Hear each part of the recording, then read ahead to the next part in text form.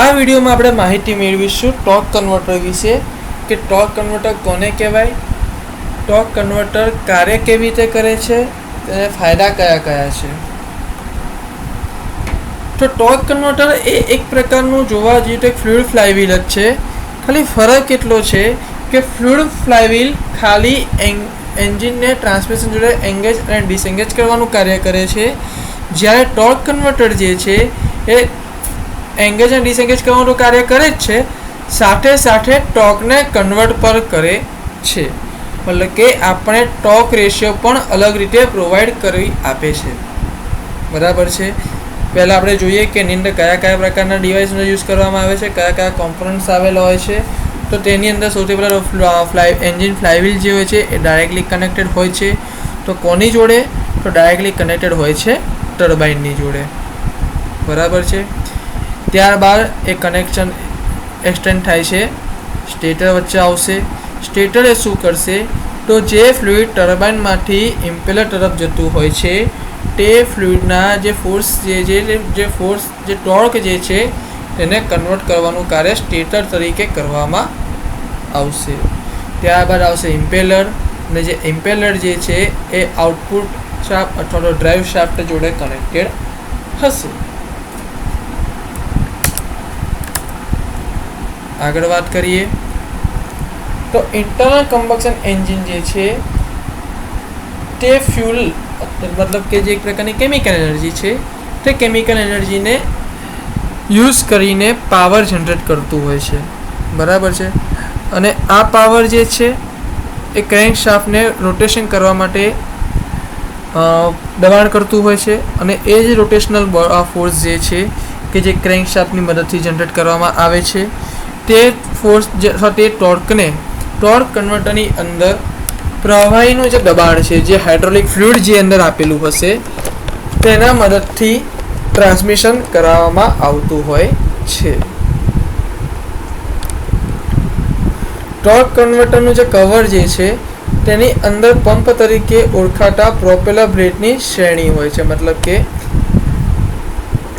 આ જે છે એ પ્રોપેલર બ્લેડની એક શ્રેણી હોય છે. આ એનો કટ સેક્શન વ્યૂ છે. 1 બાય 1 આખી બધી વસ્તુઓની દેખાડે છે. બરાબર છે. આ ટર્બાઇન જે છે, આ છે ટર્બાઇન છે, આ છે ઇમ્પેલર છે, અને આપણે સ્ટેટર છે. આ એસેમ્બલી એન્જિનની ક્રેન્ક શાફ્ટ સાથે એકરૂપ થઈને મતલબ કે કનેક્ટ થઈને ઇમ્પેલર તરીકે ઓળખાતી બીજી બ્લેડ એસેમ્બલીમાં ટ્રાન્સમિટ ફ્લુઇડનું દબાણ કરે છે. આમાં કેવું હોય છે, જે જનરેટર જે છે અથવા જે ટર્બાઇન જે છે, આપણે ટર્બાઇન કે જનરેટર ગમે તે કહી શકીએ છીએ, એ ફ્લાયવ્હીલ જોડે કનેક્ટેડ હશે. અહીંયા આગળ લખેલું છે જો ફ્રન્ટ કવર મેટેડ ટુ ફ્લાયવ્હીલ, મતલબ કે આ સાઈડ જે છે ફ્લાયવ્હીલ આવેલું હશે ને આ સાઈડ જે છે આઉટપુટ શાફ્ટ અથવા ડ્રાઈવ હબ આવેલી હશે. તો ફ્લાયવ્હીલ જોડે ટર્બાઇન કનેક્ટ થાય છે. ફ્લાયવ્હીલ જે સ્પીડમાં ફરશે એ સ્પીડમાં ટર્બાઇન ફરશે. એની અંદર જે હાઇડ્રોલિક ફ્લુઇડ હશે એ દરેક હાઇડ્રોલિક ફ્લુઇડ સ્ટેટરની મારફતે ઇમ્પેલરની અંદર ફોર્સફુલી મોકલવામાં આવશે. જે રીતે ટર્બાઇનની અંદર આવા કાપા પાડેલા છે કે જેની અંદર ફ્લુઇડનું અવનગવન થતું હોય છે, એવી જ રીતે ઇમ્પેલરની અંદર પણ પાડેલા હશે, પરંતુ આની બિલકુલ ઓપોઝિટ ડાયરેક્શનમાં.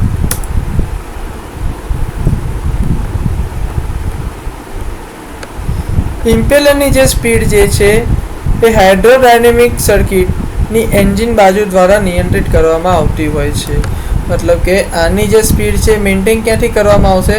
તો એન્જિન સાઇડ જે ડિવાઇસીસ છે એના દ્વારા મેન્ટેન કરવામાં આવશે. જેમ સ્પીડ વધશે તેમ ઇમ્પેલરની સ્પીડ વધતી જશે. જ્યારે વ્હીકલ સ્થિર હશે અથવા તો ડ્રાઈવર બ્રેક્સ મારશે ત્યારે ઇમ્પેલર ધીમું પડશે, પણ પંપ જે છે એ સ્પિન કરવાનું ચાલુ રાખશે. આ ટોર્ક કન્વર્ટરને મેન્યુઅલ ટ્રાન્સમિશનમાં ક્લચની જેમ કાર્ય કરવાની મંજૂરી આપે છે, અને જ્યારે વાહન પૂરી રીતે ઊભું રહેલું હોય, પૂર્ણ રીતે સ્ટોપ પોઝિશનમાં હોય ત્યારે તે એન્જિનને ચાલુ રાખવાની મંજૂરી આપે છે. હવે અહીંયા આગળ જુઓ, અહીંયા આગળ વચ્ચે કોઈ પણ પ્રકારનો મિકેનિકલ કોન્ટેક્ટ એકબીજા જોડે હશે નહીં. જે કોઈ બી કોન્ટેક્ટ હશે એ પૂર્ણ રીતે હાઇડ્રોલિકલી કોન્ટેક્ટ હશે. હાઇડ્રોલિક ફ્લુઇડ જે છે એના થ્રુ કોન્ટેક્ટ હશે, જેથી કરીને એક સિચ્યુએશન એવી બની શકે છે કે તમે જ્યારે અચાનક બ્રેક મારો ને ત્યારે ઇમ્પેલર પોતાની રીતે સ્ટોપ થઈ જશે અને ટર્બાઇન જે છે એન્જિનની ગતિએ ફરતું રહેશે, પરંતુ તેના લીધે કોઈ પણ પ્રકારનું મિકેનિકલી માલ ફંક્શન થશે નહીં. મિકેનિકલી કોઈ બી એરર આવશે નહીં. આ વસ્તુ આનો ફાયદો છે. એકવાર ટ્રાન્સમિશન પ્રવાહી જે છે એ ઇમ્પેલર બ્લેડ પર ફેંકી દેવામાં આવે છે, મતલબ કે ટ્રાન્સમિશન પ્રવાહી અહીંયા આગળ ટર્બાઇન થ્રુ જશે, સ્ટેટરની અંદર જશે અને એ સ્ટેટરની થ્રુ આખું પ્રવાહી જશે ઇમ્પેલરની અંદર. જ્યારે ઇમ્પેલર બ્લેડ ઉપર બધું પ્રવાહી ફેંકી દેવામાં આવે ત્યારે તે ફરવાનું ચાલુ કરશે અને એને ફરવાનું ચાલુ કરવું હોય તો એને પંપ ઉપર પાછા જવું પડશે. મતલબ કે જ્યારે પ્રવાહી અહીંયા આગળ ફેંકવામાં આવશે ત્યારે એ પંપ ઉપર એટલે કે રિવર્સ થઈને નીચે પાછું આવશે. આ કરવા માટે સ્ટેટર નામનું ત્રીજું ફિન્ડર વ્હીલ, જેને આપણે વાત કરીએ સ્ટેટર વિશે, એ આની વાત થાય છે. ટ્રાન્સમિશન પંપ શાફ્ટ પરની બે ટર્બાઇન વચ્ચે સ્થિત હોય છે. જેમ મેં કીધું એ પ્રમાણે ઇમ્પેલર અને જનરેટરની વચ્ચે સ્ટેટર ફિટ કરેલું હોય છે, જેથી કરીને ફ્લુઇડ તેને અથડાતું હોય તેની વિરુદ્ધ દિશામાં થાય છે. આમ પંપ ઉપર પાછું આવે છે અને જ્યારે બી વ્હીકલ અટકે છે ત્યારે તેનું વન વે ક્લચ તરીકે કાર્ય કરશે અને સ્પિનિંગ બંધ થઈ જશે. અને સ્પિનિંગ બંધ થશે તો રિવર્સ મોશન જશે નહીં, અહીંયાથી હાઇડ્રોલિક ફ્લુઇડ આ સાઈડ જશે નહીં એટલું બધું, જેથી કરીને એન્જિન માલ ફંક્શન થઈ શકશે નહીં.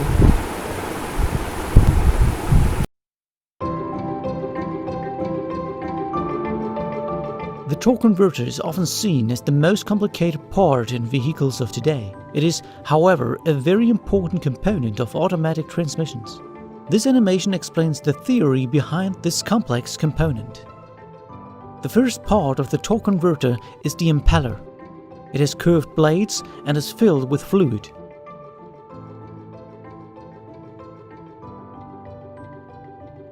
When the impeller spins, the fluid will be thrown outwards by centrifugal forces caused by the rotation of the impeller.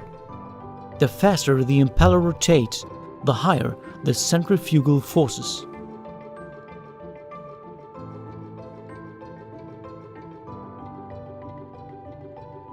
The turbine is situated opposite to the impeller. In fact, you could say that the turbine is an impeller rotated by 180 degrees. The fluid flow from the impeller is directed over the blades of the turbine, so the turbine rotates. The blades colored in red are those of the impeller. The yellow ones are those of the turbine. Here we can see that the yellow blades of the turbine are much slower than those of the impeller because, for example, torque conversion and energy losses between impeller and turbine take place. Let's have a closer look on the flow of the fluid. The fluid in the impeller is forced outwards due to centrifugal forces and transmits the energy to the turbine. The turbine's blades are installed in such a way as to allow the fluid to flow to the inner part of the turbine and in the impeller. From there, the cycle repeats itself. This device is called a fluid coupling. Here, no torque is converted. To convert torque, another special feature is necessary: the stator, which is interposed between the impeller and the turbine. The fluid flows through the turbine to the stator. The stator's curved blades turn the fluid flow at an angle of almost 90 degrees. The result is a multiplication in torque because the fluid flows back more slowly. The impeller is mounted to the housing, and the housing is connected to the engine. Consequently, the impeller receives the mechanical energy produced by the engine. In general, torque converters use a lockup clutch that will be explained later on, and a turbine output shaft that connects the turbine to the transmission and the wheels of the vehicle.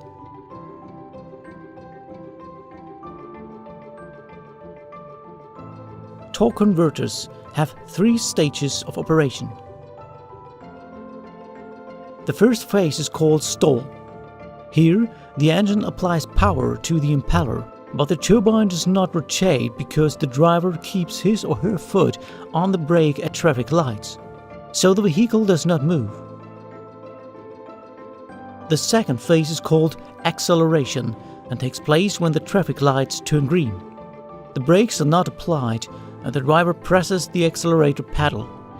Consequently, the impeller rotates faster, but there is a relatively large difference between impeller and turbine speed. Under this condition, the converter produces torque multiplication. For acceleration, this torque multiplication is needed. The third phase is called coupling. The vehicle moves fast. The turbine has reached approximately 90% of the speed of the impeller and the torque multiplication has ceased. Now, the torque converter is a simple fluid coupling. Modern vehicles use at this stage of operation a lock-up clutch to lock the turbine to the impeller. This eliminates losses associated with fluid drive.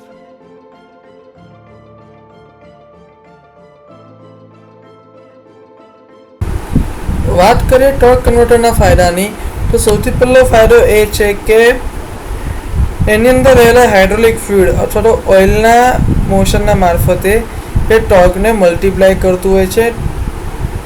દરેકે દરેક parts જે છે એ એક hydraulic ફ્લુઇડની અંદર ડૂબેલા હોય છે. જેમ આપણે કીધું એ પ્રમાણે ઓઇલની મારફતે બધું થતું હોય છે, એટલે હાઇડ્રોલિક ફ્લુઇડ અથવા તો ઓઇલની અંદર ડૂબેલા હોય છે અને એના કારણે તેની અંદર કોઈ પણ પ્રકારનું ફ્રિક્શન અથવા તો ઘસારો થતો નથી. જો થતો હોય તો બહુ જ મિનિમલ થતો હોય છે. કોઈ પણ પ્રકારનો નોઇઝ જનરેટ નથી કરતું અને અલગ અલગ ગતિએ આપણે ટોર્ક રેશિયો પર પાવર ટ્રાન્સમિશન કરી શકીએ છીએ. સ્પીડ વધારે હોય કે ઓછી હોય, ટોર્ક રેશિયો ગમે તેવો હોય, વધારે હોય કે ઓછો હોય, power transmission easily torque converter દ્વારા થતું હોય છે. ઓપરેશન પૂરી રીતે ઓટોમેટિક છે, એટલે આપણે એવું કહી શકીએ કે ઓટોમેટિક વ્હીકલની અંદર આપણે આનો સારો એવો યુઝ કરી શકતા હોઈએ છીએ. સામાન્ય રીતે ટોર્ક કન્વર્ટર જે છે તેને સર્વિસની જરૂર પડતી નથી, કારણ કે જેમ મેં આપણે આગળના પોઈન્ટ્સ જોયા એ પ્રમાણે તેની અંદર ઘસારો પણ ઘણો ઓછો થતો હોય છે, પૂરી રીતે ઓઇલની અંદર ડૂબેલું હોય છે, તેની અંદર કોઈ પણ પ્રકારના આંચકા નથી આવતા, કોઈ પણ પ્રકારનો નોઇઝ જનરેટ નહીં થતો. તો આ બધા કારણોસર તેની સર્વિસની પણ જનરલી જરૂર પડતી નથી. ખાલી ચેક કરતું રહેવાનું કે તેની હાઇડ્રોલિક ફ્લુઇડમાં કોઈ લીકેજ કે કશું છે નહીં એટલું. ટોર્ક કન્વર્ટરનું જે નિર્માણ જે છે, તેનું જે કન્સ્ટ્રક્શન જે છે એ ખૂબ જ ઇઝી છે.